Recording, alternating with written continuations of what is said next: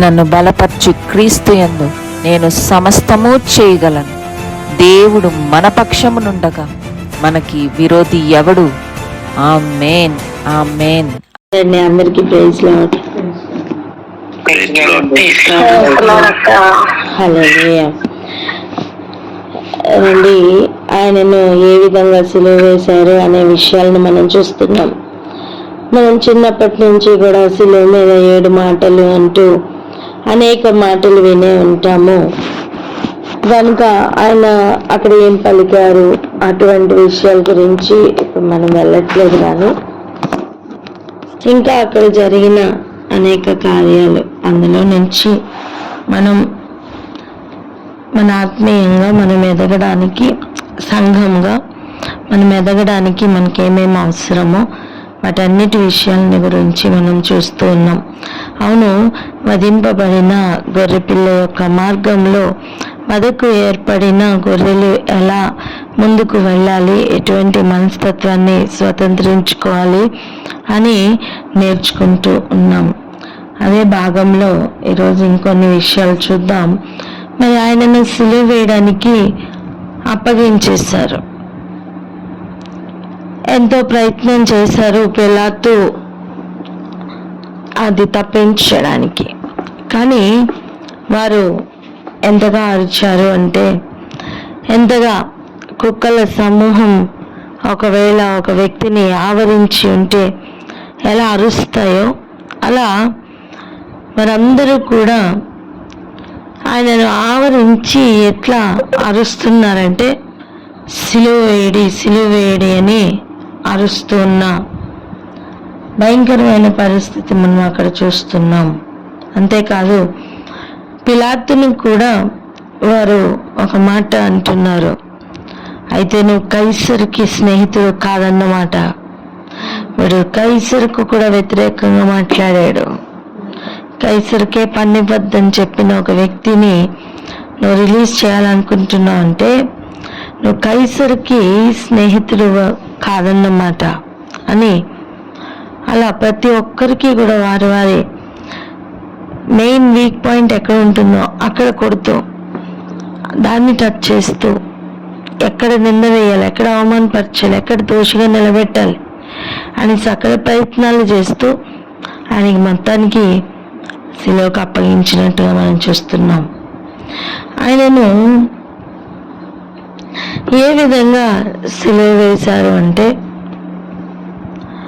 ఇద్దరు దొంగలను అటు ఇటు పెట్టి మధ్యలో ఎన్ని సిలువకి అప్పగించారు. కాళ్ళకు చేతులకు పొడిచారు. ఆ విషయాన్ని మనం చూసాం. ఆయన అంగీని చీట్లు వేశారు. అది కూడా మనం చూసుకున్నాం. ఇదంతా జరిగిన తర్వాత ఆయన ఎముకల్లో ఒకటైన విరువబడదు అని లేఖనం నెరవేర్చబడినట్లుగా వారికున్న ఆచారం ప్రకారం సిద్ధపరచు దినం, విశ్రాంతి దినం ఇవన్నీ పాటించేదానికి ఎక్కడ కూడా ఆటంకం లేకుండా ఉండాలని వారు ముందుగానే వెళ్ళి చూసి చెక్ చేసి ఆ ఇద్దరు దొంగలు కాళ్ళు ఎత్తి విరగొట్టారు. కానీ ఈయన అప్పటికే చనిపోయి ఉన్నారు కనుక ఆయన కాళ్ళను విరగొట్టలేదు. దానికి కూడా కారణం ఇంతకు ముందు చెప్పబడిన లేదా ప్రవచించబడిన వాక్కు, ఆ మాట నెరవేర్చబడినట్లు ఇలాగ జరిగిందట. అంటే ప్రతి డీటెయిల్లో కూడా, ప్రతి అడుగులో, ప్రతి విషయంలో ఆయన ప్రవచన సారమే, ప్రవచనం నెరవేర్పే. దీనిని బట్టి మనం ఏం నేర్చుకోవాలి? ప్రభు సంఘమును బట్టి కలిగి ఉన్న ప్రతి చిత్తం, ప్రతి ఆలోచన సంఘంలో నెరవేర్చబడాలి, సంఘం పట్ల నెరవేర్చబడాలి.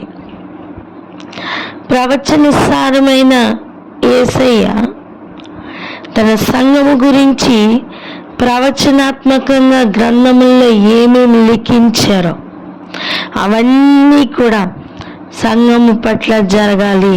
ఆమేన్ చెప్తాం.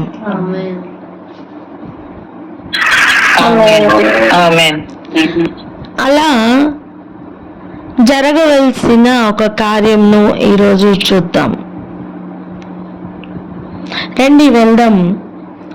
యోహాను సువార్త 19వ అధ్యాయం 37వ వచనం నుండి 42వ వచనం వరకు చదువుకుందాం. యోహాను సువార్త 19వ అధ్యాయం 37వ వచనం నుంచి, మరియు తాము పొడిచిన వాని తట్టు చూతురు అని మరి ఒక లేఖనము చెప్పుచున్నది. అటు తరువాత యూదుల భయము వలన రహస్యముగా యేసు శిష్యుడైన అరిమతయి యేసేపు తాను యేసు దేహమును తీసుకుని పోవుటకు పిలాతు వద్ద సెలవు అడిగెను. పిలాతు సెలవిచ్చెను గనుక అతడు వచ్చి యేసు దేహమును తీసుకుని పోయాను. మొదట రాత్రి వేళ ఆయన యుద్ధకు వచ్చిన నికోదేము కూడా మూలముతో కలిపిన అగరు రమారని 150 సేర్ల ఎత్తు తెచ్చెను. అంతటా వారు యేసు దేహమును ఎత్తుకుని వచ్చి యూదులు పాతిపెట్టు మర్యాద చొప్పున ఆ సుగంధ ద్రవ్యములు దానికి పూసి నారబట్టలు చుట్టిరి. ఆయనను సిలువ వేసిన స్థలంలో ఒక తోట ఉండెను. ఆ తోటలో ఎవడునో ఎప్పుడునో ఉంచబడని కొత్త సమాధి ఒకటి ఉండెను. ఆ సమాధి సమీపంలో ఉండెను గనుక ఆ దినము యూదులు సిద్ధపరచు దినమైనందున వారు అందులో యేసును పెట్టిరి. హల్లెలూయా. ఎలాగటండి? ఆయనను పొడిచిన వాని తట్టు, తాము పొడిచిన వాని తట్టు చూతురు అని మరి ఒక లేఖనం చెప్పుతున్నది. ఇప్పుడు ఆయనను పొడిచి చూశారు. అప్పుడు రక్తము నీళ్లు కారేట. మరి ఒక మాట చదువుకుందాం రండి. ప్రకటన గ్రంథం 1వ అధ్యాయం 7వ వచనం ఒకసారి చూద్దాం. చూడండి, ఇదిగో ఆయన మేఘారూఢుడై వచ్చుచున్నాడు. ఆయన ఆల్రెడీ ప్రధాన యాజకుడు అడుగుతున్నప్పుడు ఏమని చెప్పారు? మనుష్య కుమారుడు తండ్రి కుడి పార్శ్వమున కూర్చుండుటయు ఇంకేం జరుగుతుంది? ఆకాశంలో మేఘారూఢుడై దిగి వచ్చి చూస్తా అని చెప్పారు కదా. ఖచ్చితంగా అది జరుగుతుందని చెప్పారు. ఇప్పుడు ప్రకటన గ్రంథంలో ఏం చెప్తున్నారు? ఆయన మేఘారూఢుడై వచ్చుచున్నాడు అట. అప్పుడు ఏం జరుగుతుందట? ప్రతి నేత్రము ఆయనను చూచును, ఆయనను పొడిచిన వారును చూచెదరు. ఆయన చచ్చిపోయారా లేదా అని టెస్ట్ చేయడానికి వచ్చి పక్కలో పొడిచిన వారు చూస్తారు. ఆయనను చంపడం కోసం చేతుల్లో కాళ్ళల్లో పొడిచిన వారు చూస్తారు. అంతేకాదు, భూజనులందరూ ఆయనను చూచి రొమ్ము కొట్టుకుందరు. అవును, ఆమేన్. ఎవరైనా కాదనగలరా? ప్రభువే ఆమెన్ అనువాడే ఆమెన్ అని చెప్తే ఎవరైనా దానిని తప్పించగలరా? లేదు, సాధ్యం కాదు. ఒక్కసారి ఆలోచించండి. భూమి మీద ప్రస్తుతం ఏమి జరుగుతుంది? ఒక పక్కన ఒకవైపు వారు సూర్యుడిని చూస్తున్నారంటే ఇంకొక పక్క వారు దాన్ని వెంటనే చూడలేరు. కానీ ఇక్కడ పరిస్థితి అది కాదు. అందరూ చూస్తారు. అంటే మరి ఆయన ఎలా చూపిస్తారో మనకి తెలియదు, కానీ అందరూ చూస్తారు. చెప్పండి, అందరూ చూస్తారని.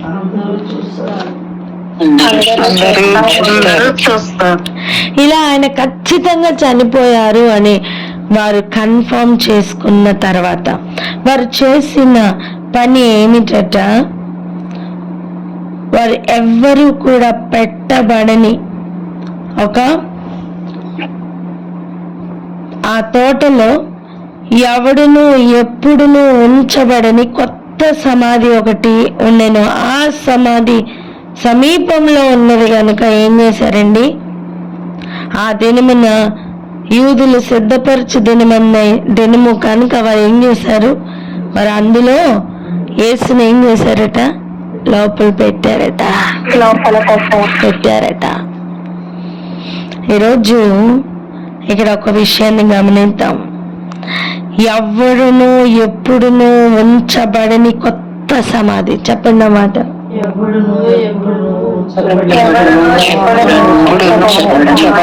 కొత్త సమాధి. ఇంకొక మాట ఏంటంటే, ఆ సమాధి సమీపంలో ఉంది కనుక ఏముందండి, సమీపంగా ఉంది కనుక అందులో పెట్టారట. ఈ 2 పాయింట్స్ ఈరోజు అండర్లైన్ చేసుకుందాం. ఒకటి, ఆయనకు మనము సిద్ధపరిచింది సమాధి. ఆయనకు మనం సిద్ధపరిచింది ఏంటి చెప్పాలి. మనం ఏం సిద్ధపరిచాం? ఆయనకి సమాధిని సిద్ధపరిచాం. అంటే భూమి మీద నుండి ఆయనకు మనం ఏం సిద్ధపరిచామంటే సమాధిని సిద్ధపరిచాం. రెండవది, అది సమీపంగా ఉంది కనుక అక్కడ పెట్టాం. ఆయన మేఘారూఢుడై వచ్చుచున్నారే, ఆయన మన కొరకు సమాధిని సిద్ధపరచలా, నిత్య జీవం సిద్ధపరిచారు.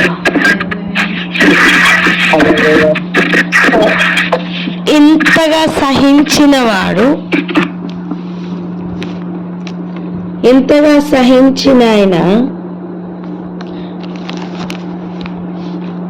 ఆయన పూర్తిగా అన్నిటి మీద అధికారం పొంది ఆయన మన కొరకు సిద్ధపరిచింది సమాధి కాదండి, నిత్య జీవం. రెండోది,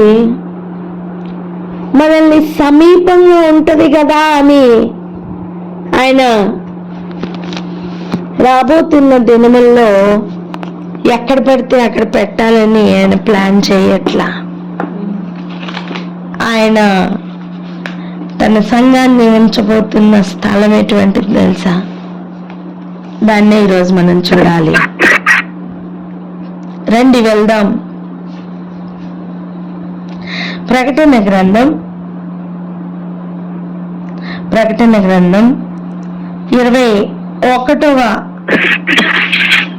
అధ్యాయం. 21వ అధ్యాయం చదవండి. మొట్టమొదటి వచనం.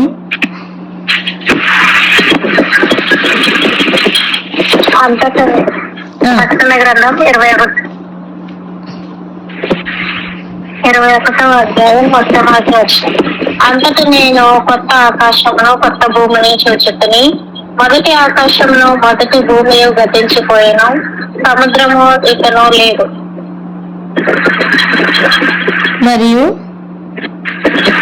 మరియు నేను నూతనమైన యెరూషలేము అను ఆ పరిశుద్ధ పట్టణము తన భర్త కొరకు అలంకరింపబడిన పెళ్లి కుమార్తె వలె సిద్ధపడి పరలోకమందున్న దేవుని యొద్ద నుండి దిగి వచ్చుట చూచుకుని. హల్లెలూయా. చూడండి మనము ఆయనకు కొత్త సమాధి రెడీ చేసాం. ఆయన మనకి కొత్త ఆకాశం కొత్త భూమిని రెడీ చేస్తున్నారు. ఎంతమందికి అర్థమవుతుంది? భూమి మీదకి రక్షకుడు మన కొరకు భూమి మీదకి వస్తే మనం ఆయనకి రెడీ చేసింది ఏంటో తెలుసా? కొత్త సమాధి. అండ్ అది దగ్గర ఉంది కనుక పెట్టేశారట అందులో. కానీ సంఘం కొరకు ఆయన అలా చేయట్లేదండి. ఆయన ఏం చేస్తున్నారట? కొత్త ఆకాశం కొత్త భూమి చేసి దానిలో, అందుకే చెప్పారు, నేను మీకు స్థలము సిద్ధపరచడానికి వెళ్తున్నాను. చెప్పారా లేదా? నేను వెళ్ళు స్థలం నాకు మీరు రాలేరు, మీరు రెడీ అవ్వండి, నా తండ్రి వద్ద అనేక నివాస స్థలాలు ఉన్నాయి, దానిలో మీకు స్థలం సిద్ధపరచండి, నేను వెళ్తున్నా చెప్పారా? ఆ స్థలం ఎటువంటిదట చూడండి. మరియు నూతనమైన యెరూషలేము ఆ పరిశుద్ధ పట్టణం, అర్థం కొత్త పట్టణం. చెప్పండి. మనుష్యులు ఆయనకి ఏమిచ్చారు? కొత్త సమాధి. చెప్పాలి, అర్థమైందా? ప్రభు మన కొరకు, సంఘం కొరకు ఏం సిద్ధపరిచారు? కొత్త ఆకాశం, కొత్త భూమి, కొత్త యెరూషలేము అనే పట్టణం.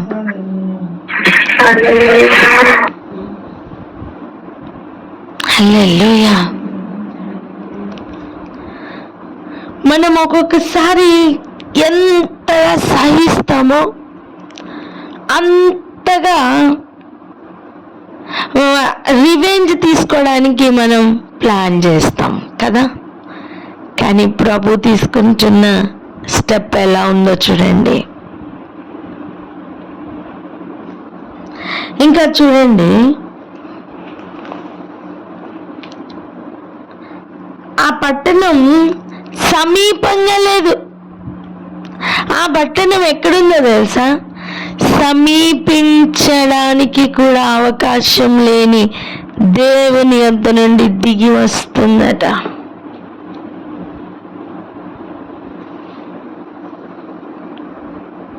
దేవుని యొద్ద నుండి దిగి వచ్చుట చూచి తిని. ప్రభు ఎలాంటి స్థలంలో ఉంటున్నారండి?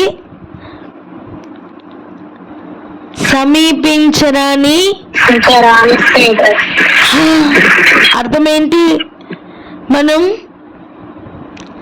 ఆయన దగ్గరికి వెళ్ళలేమని అర్థం. అలాంటి స్థలంలో నుండి ఆ పట్టణం దిగి వస్తుందట.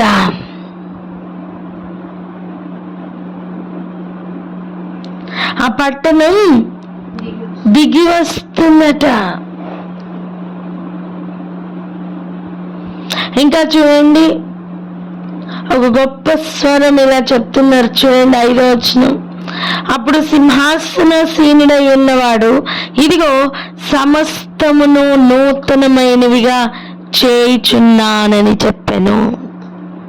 మనం కూడా ఇచ్చాం ఆయనకి కొత్త సమాధి కదా. చెప్పండి, ఏమి ఇచ్చాం మనం? కొత్త సమాధి. కొత్త సమాధి, ఎవ్వరూ పెట్టలేని సమాధి. ఎందుకు? ఒకసారి ఎలీషా పెట్టిన గుహలో అప్పుడే ఒక సైనికుడిని పెడితే ఏమైందండి? ఆ శల్యములు తాకి లేచి పరిగెట్టాడు కదా. అలా ఎవరైనా అక్కడ ముందుగా పెట్టింటే వాళ్ళ ప్రభావం వల్ల లేచాడని కూడా చెప్తారు. ఏ అవకాశం లేకుండా అన్ని భూమి మీద కానీ పరలోకంలో కానీ ఈ మధ్యలో ఉన్న ఏరియాలో ఎక్కడ కానీ క్వశ్చన్ చేయడానికి కూడా అవకాశం లేకుండా ఆయన నీతిని నెరవేరుస్తూ ఆయన పట్ల జరిగిన కార్యాలు ఒకసారి మనం ఈరోజు ఆలోచన చేద్దాం. మనుషులుగా మనమైతే ఆయనకి కొత్త సమాధి ఇచ్చాం, కానీ ఆయన మన కొరకు ప్లాన్ చేస్తుంది కొత్త ఆకాశం, కొత్త భూమి. నానా అంతేకాదు, కొత్త పట్టణం, నూతనమైన పట్టణం. అండ్ అది సమీపంగా ఉన్నది కూడా కాదు, దూరంగా ఎవ్వరు సమీపించలేని స్థలమైన ఆయన ఉండు స్థలం, దేవుడు ఉండు స్థలం, తండ్రి వద్ద నుండి దిగి వస్తుందట ఆ పట్టణం. ఆయన చెప్తున్నాను, నేను సమస్తమును నూతనమైనదానిగా చేశానని. అంటే అన్నిటినీ ఆయన కొత్తవిగా చేశారంటండి. అక్కడ ఆయన చెప్తున్న మాట చూడండి, ఈ మాటలు నమ్మకమును నిజమునై ఉన్నవి గనుక వ్రాయుమని ఆయన నాతో చెప్పుచున్నారు. ఏమంట? ఆయన నాతో ఇట్లా నేను సమాప్తమైనవి, చెప్పండి ఏమైనవి? ఇదే మాట మనం ఎక్కడ విన్నాం? సిలువ మీద ఆయన సమాప్తమైనదని పలికారు కదా. ఇదిగో ఈ కార్యాలు జరిగాక ఇక్కడ కూడా ఒక సమాప్తమైనవి అన్న విషయాన్ని మనం వింటాం. ఆనాడు కాలానికి ముందే తీసుకుని వెళ్ళి యోహాను గారికి ప్రభు చూపించారు, కానీ మనం వింటాం. నిరీక్షణ సిగ్గుపరచదు నాన్న, ఈ నిరీక్షణ సిగ్గుపరచదు.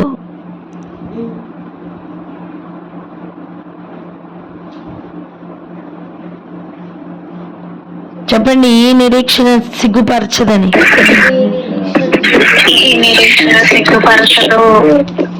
ఆయన మనకి సిద్ధపరిచింది ఎంత శ్రేష్టమైనది ఈరోజు గ్రహిద్దాం. ఇంకొక మాట చదువుకుందాం. మనం చదువుకున్న అదే యోహాను సువార్త. ఆయన శిలువ మీద ఉన్నప్పుడు ఆయన మనం చేసిన ఒక పని చూద్దాం రండి. యోహాను 19వ అధ్యాయం 28వ వచనం చూడండి. 28. యోహాను 19వ అధ్యాయం 28వ వచనం. అటు తర్వాత సమస్తమును అప్పటికి సమాప్తమైనదని యేసు ఎరిగి లేఖనము నెరవేరినట్లు నేను దప్పికొనుచున్నాను. ఎలా అంట? సమాప్తమైనదని యేసు ఎరిగి. హల్లెలూయా. అక్కడ ఏం చెప్తున్నారు?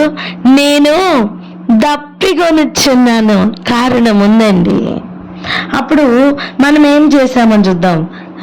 అంటే మనుషులుగా మనం ఆయనకి ఏమి దప్పికలో దాహంలో ఆయన ఉన్నప్పుడు మనం ఏం చేశామంటే చిరకతో నిండి ఉన్న ఒక పాత్ర అక్కడ పెట్టి ఉండెను గనుక వారు ఒక స్పంజి చిరకతో నింపి హిస్సోపు పుడకకు తగిలించి ఆయన నోటికి అందించిరి.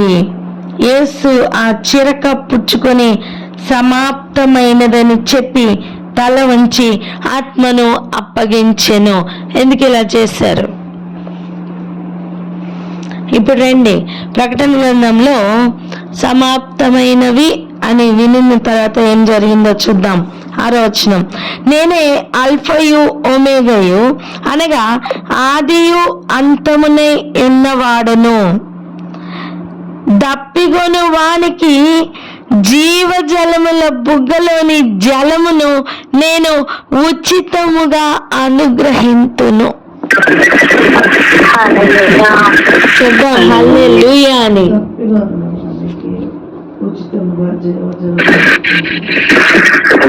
మనమేమిచ్చాం దప్పికొన్నప్పుడు? చేదు చిరకని ఇచ్చాం. ఆయన ఏమిస్తున్నారు? దప్పికొని వానికి ఆయన ఏమిస్తున్నారు? జీవజలముల బుగ్గ రెడీ చేశారు. ఆయన దానిని ఇవ్వడానికి ఇష్టపడుతున్నారు. మనం సమాధిని ఇచ్చాం, కొత్త సమాధిని. ఆయన కొత్త ఆకాశం, కొత్త భూమి, కొత్త పట్టణాన్ని ఇస్తారు. ఏదో దగ్గరుంది కదా అని చెప్పి దాంట్లో పడేశాం. కానీ ఆయన అసలు ఎవ్వరూ సమీపించలేని స్థలం నుండి దిగి వస్తున్న పట్టణాన్ని ఆయన ఇస్తున్నారు. సిద్ధపరిచారండి, సిద్ధపరుస్తున్నారు. ఆల్రెడీ అన్నీ ఆయన ప్లాన్ చేసి పెట్టారు. ఆయన అక్కడ సమాప్తమైనదని ఎరిగి తప్పికొంచున్నానని చెప్పారు. చేదును అందించిన మనకు ఆయన జీవజలముల బుగ్గలోని జలమును ఉచితంగా ఇస్తారట. ఏంటండి? ఏంటి ఆ ప్రేమ?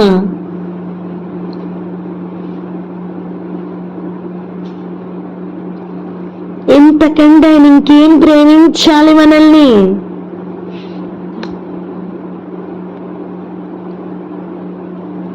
దేవుడికి దేవుడు ఎప్పుడు కూడా మనము చాలా పరిస్థితుల్లో ఆయన నాకేం చేశాడండి అండేస్తాం. అసలు మనం ఆయనకి ఏం చేస్తాము తెలుసా?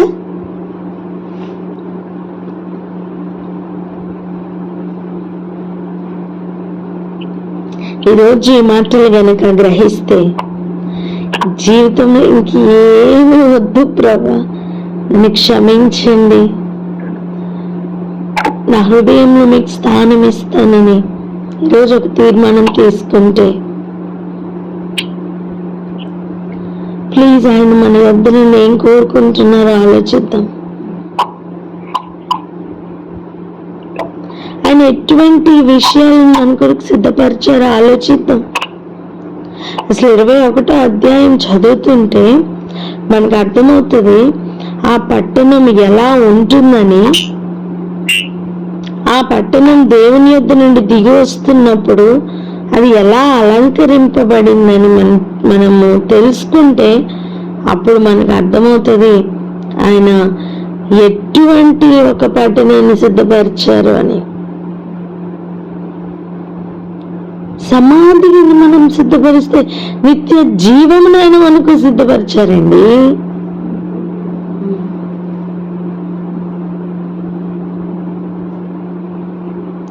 మనము ఆయన కొరకు ఒక పై విలాసం రెడీ చేసి దాని మీద యూదుల రాజు అని రాసి ఎగతాళి కొరకు పెడితే ఆయన మన కొరకు అలా చేయలా. జీవ గ్రంథంలో పేర్లు రాయించి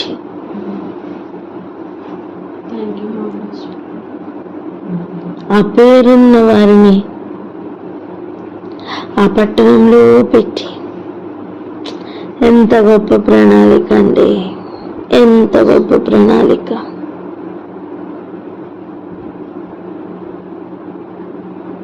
ఆయనను ప్రేమించకుండా ఎలా ఉండాలి? ఆయన స్తుతించకుండా ఎలా ఉండాలి? ప్రార్థించకుండా ఎలా ఉండాలి? వేరే ఆలోచన ఇంకెలా వస్తుంది? మేఘారూఢుడు వచ్చుచున్నప్పుడు ఆయనను పొడిచిన వారు కూడా ఆయనను చూస్తారు అంటే ఎవరు తప్పించుకోలేం. ఖచ్చితంగా అందరూ చూస్తారని అర్థం.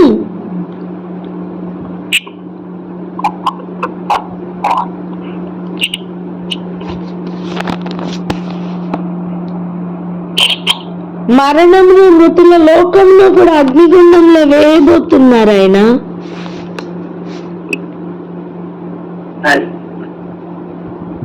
దేని వేయబోతున్నారు? మరణమును మృతుల లోకమును కూడా వేసి ఆయన కొరకు నిలబడిన వారిని ఆయన ఈలాగున ఆశీర్వదించబోతున్నారు. ఇది ఆయన సిద్ధపరిచారు. దానిని పొందుకోవాలని ఆశతో ఈరోజు ప్రార్థన చేద్దాం. ప్రార్థనలో జీవితం ఆగిపోవడానికి వీళ్ళేదు. ప్రవర్తనలోనికి రావాలి, నిత్య జీవం పొందాలి, ఆయనని ఎరగాలి, ఆయనని ఎరిగి ఉన్న ప్రీతిగా ఆయన యొద్దకు చేరాలి. అన్నీ ఆయన సిద్ధపరిచారు. Alpha omega ఆయననట. అన్నిటినీ ఆయన సిద్ధపరిచారు. ఒకసారి చూడండి ఆ మాట, 6వ వచనం చూడండి, 21:6. నేనే ఆల్ఫయు ఒమేగయు అనగా ఆదియు అంతమునై ఉన్నవాడను.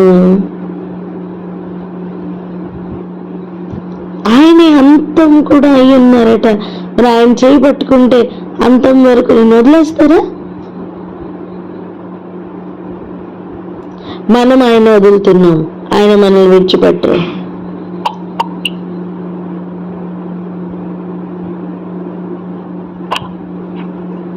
మనం నమ్మదగిన వారం కాదు.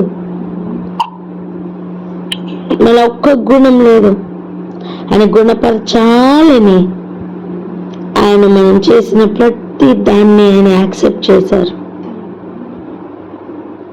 ఆయన దాహంతో ఉంటే చేదునిచ్చాం. మనం దాహంతో ఉన్నప్పుడు ఆయన జీవ జల బుగ్గలోని జలముని ఇవ్వడానికి ఆల్రెడీ రెడీ చేశారండి.